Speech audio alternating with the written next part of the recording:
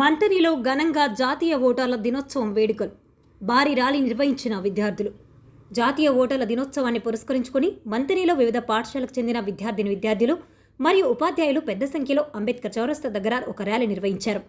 Vote హక్కును ఆయుధంగా వినియోగించుకోవాలని అవగాహన కల్పిస్తూ నినాదాలు చేశారు.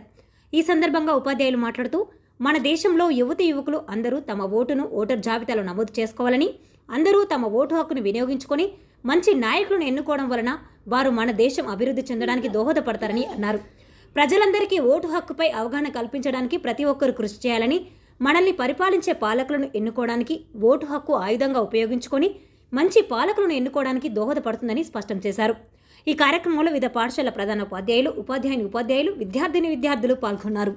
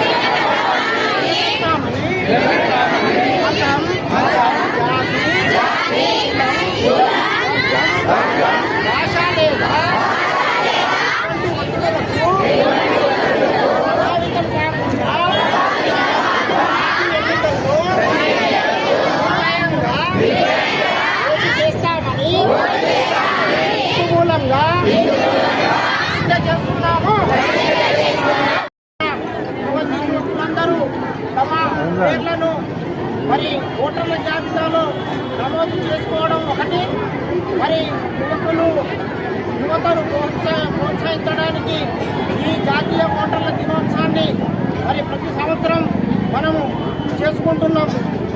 మరి ముఖ్యంగా మనల్ని పరిపాలించే పాలకులు, మనకు నాయకత్వం వహించే పాలకులు మరి మంచి వాళ్లను మనము ఓటర్లుగా నమోదైన తర్వాత ఎన్నుకుంటే వారు మన దేశ అభివృద్ధికి మరి పురోగతికి మరి విచక్షణమైన నిర్ణయాలు తీసుకొని దేశం అభివృద్ధి చెందడానికి దోహదపడతారు.